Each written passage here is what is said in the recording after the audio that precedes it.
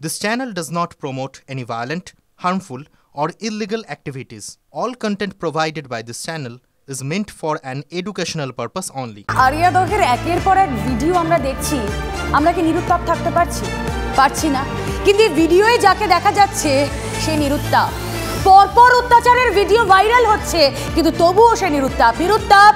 Giant Singh একের পর এক অত্যাচারের ভিডিও ভাইরাল। কিছুই জানেন না জায়ান্ট, কিছু দেখিনি, কিছুই জানি না। যারা জানে তাদের জিজ্ঞাসা করুন, এমনটাই বললেন জায়ান্ট সিং। শুনুন একবার। পলিটিক্যাল লিডাররা সরে যাচ্ছে কেন? পলিটিক্যাল লিডাররা সরে যাচ্ছে কেন? ওদেরকে জিজ্ঞেস করুন। হ্যাঁ, ওদেরকে জিজ্ঞেস করুন।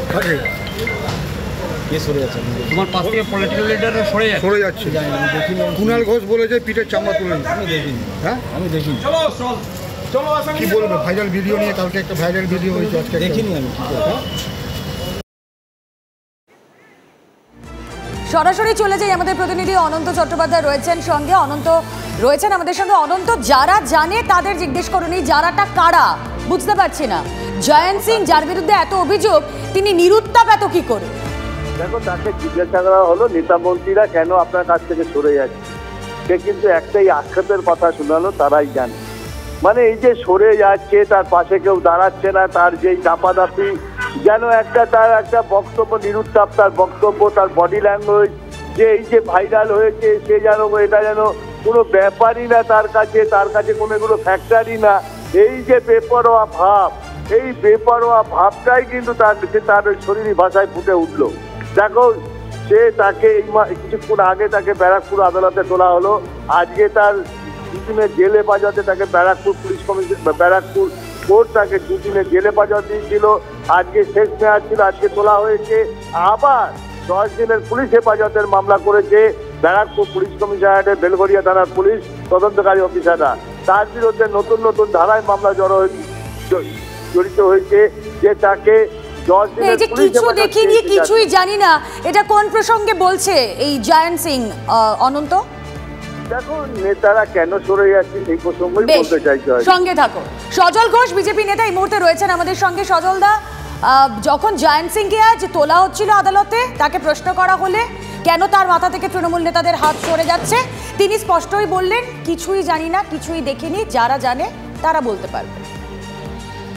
প্রথম, তৃণমূল নেতাদের হাতের কি আছে? তৃণমূল নেতারা পার্থর হয়নি, বালুর হয়নি। তৃণমূল নেতারা পিসিমণি শুধু ভাইপোর ছাড়া কারণ না।